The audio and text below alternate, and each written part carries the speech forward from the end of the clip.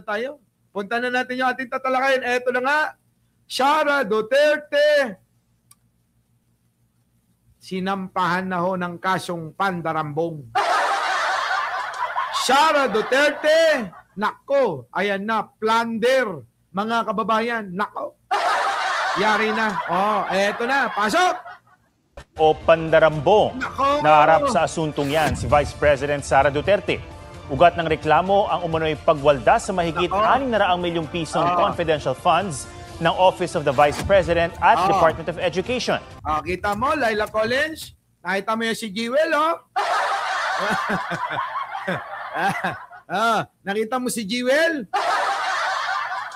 Yan yung mga dahilan kung bakit natin na ililibre sila Chris Ulo, at yung marami pang iba. Kita nyo naman, parami yung ating tropa. Oh, eto na, wait lang. Eto na, may tawag ako. Wait lang kakausapin ko, mahalaga ito, mga kababayan ko. Oo. Mahalaga ito. Sobrang halaga nito. Wait lang.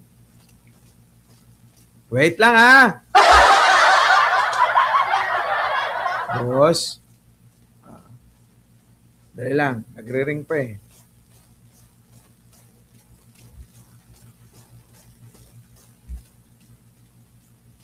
Tayo nyo.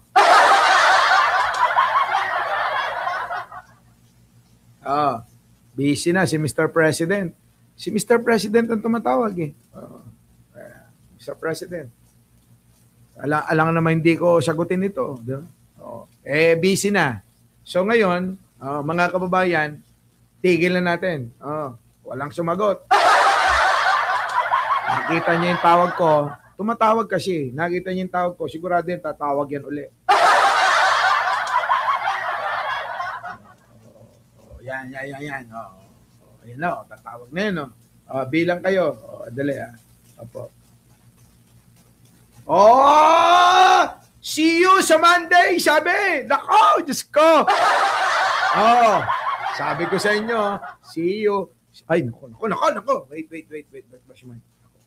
See you daw. Yari na, mga kababayan. Makikipagbenggahan na. See you, sabi. Wala na, wag na.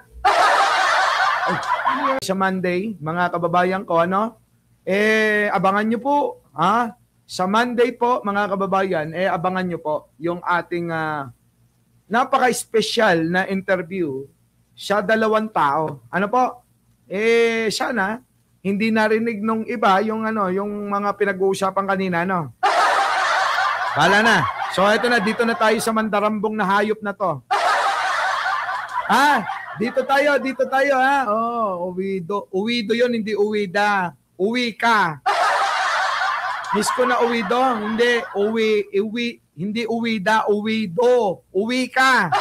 Ganon. Dali na. Ako na manlilibre sa iyo. Dali, palipad ka na ng rito, mga 100 Eto na. Pasok. Plunder o pandarambong. Naharap sa asuntong yan si Vice President Sara Duterte.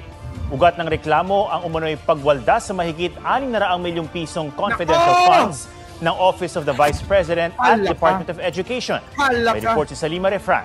Nako.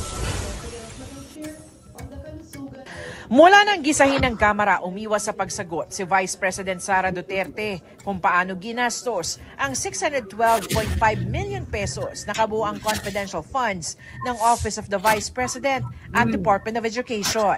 Nako! She may not like how I answer. She may not like.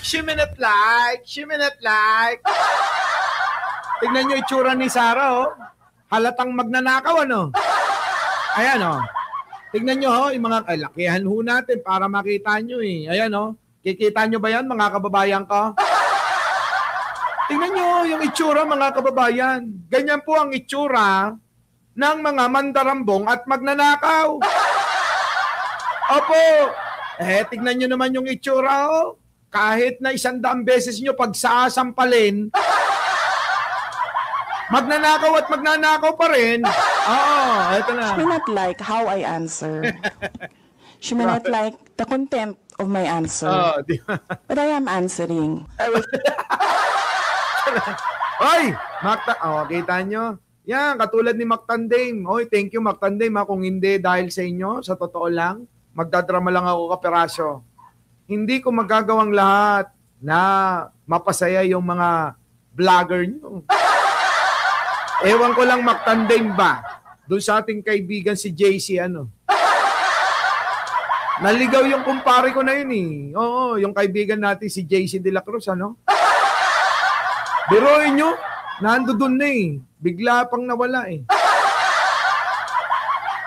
Nakapagpa-picture daw kasi kay Digong eh. Kaya nag-DDS siya. Ayun. Eto na. Ago, the opportunity to defend the OVP budget proposal of fiscal year 2025, a question and answer, and I will leave it to the House of Representatives to decide on the proposal. Pati na sa mga questionabling acknowledgement receipt Nako! ng mga tumanggap ng confidential funds gamit ang mga gawa-gawa umanong pangalan. Tulad Yan na nga ba? Naalala nyo ba yon? Yung gawa-gawang mga pangalan.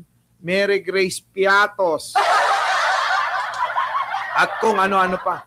Nako, Mamita. Oy, Mamita, next ka na ha. Huwag ka na magtatampo ha. Huwag ka na magtatampo. Akong bahala sa'yo, panghawakan mo. Oy, sa mga hindi pa nakasubscribe kay Mamita, mamaya yan, babanatan niya na si Sarah. Sigurado ko dyan. Naku, yari na naman yan kay Mamita. Ito na nga mga kababayan ko, yung ginagawa ni Sarah na estilo ng pagnanakaw niya ay bistadong-bistado na talaga. Sapagkat nga mga kababayan ko, ang ginagawa ni Sara Duterte ay talaga namang napakasimpleng pagnanakaw eh. Yung bang kampante, alam niyo yung pag nangungupit kayo sa tindahan ng nanay nyo, ganun lang kasimple. Ano ang ibig kong sabihin? Para bang kampante na magnakaw, para bang wala nang pag-iingat, para bang, hindi, kunin nyo yan. Akong bahala dyan. Sa madaling salita, sabi nga ni JC, garapalan na.